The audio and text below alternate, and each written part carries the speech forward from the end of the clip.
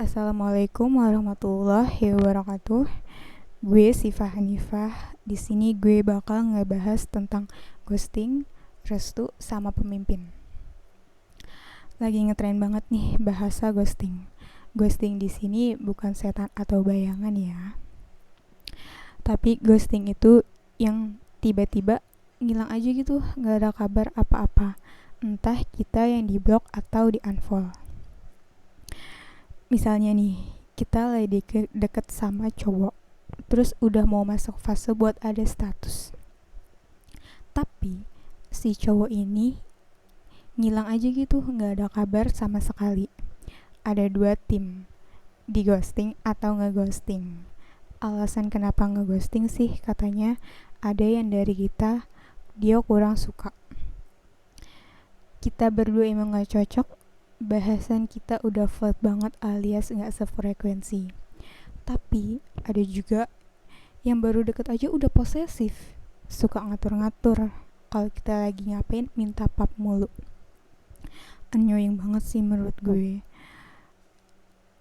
Dan kalau menurut gue tinggal bilang aja gitu kalau emang ada yang kurang suka atau gimana, daripada ngilang terus kita yang disuruh introspeksi diri.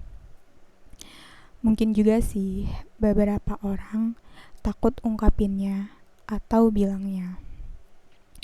Gue pribadi kalau lagi deket sama orang terus orangnya kurang gue suka, gue bakal bilang baik-baik.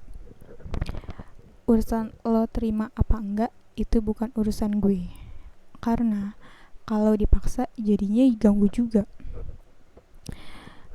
Ghosting ini kebanyakan ketemunya secara online, kayak dari Tinder atau Twitter. Tapi paling gak enak tuh di ghosting sama HRD. Pas abis interview, HRD bilang, nanti kita kabarin 2 minggu lagi ya. Terus blast, gak ada kabar apa-apa juga setelah 2 minggu. Gak dikabarin juga. Ada juga yang udah pacaran bertahun-tahun, terus mau ke tahap yang lebih serius, tapi gak direstuin sama si orang tua si cewek ini. Nah, si cowok ini bukannya memperjuangin, malah hilang tiba-tiba. Tapi restu dari orang tua emang perlu sih, biar lancar semuanya. Karena kan buat ibadah juga. Restu dari keluarga juga perlu, karena kan menikah bukan menyatukan dua orang aja, tapi menyatukan dua keluarga besar. Dan kita juga bukan harus mencintai pasangan kita aja, tapi keluarga pasangan kita juga. Orang tua mau yang terbaik buat anaknya, terutama pasangan kita nanti. Tapi orang tua nih kadang gak ngerti apa yang kita mau. Kadang sampai dijodohin. Menurut gue kalau dijodohin udah bukan zamannya kan. Kita nikah sama orang yang kita cinta, yang enggak kita cinta.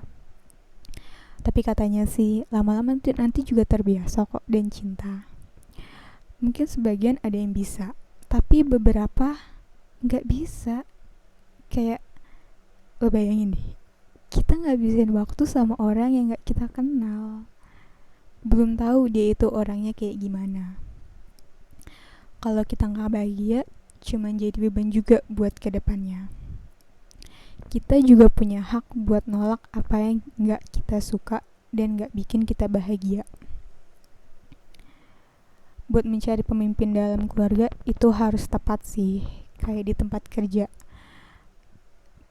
Pemimpin itu harus memiliki sikap yang kuat, tegar, dan pantang menyerah terhadap apa yang dihadapinya. Akan jelas terpengaruh terhadap perkembangan anak buah dan perusahaannya.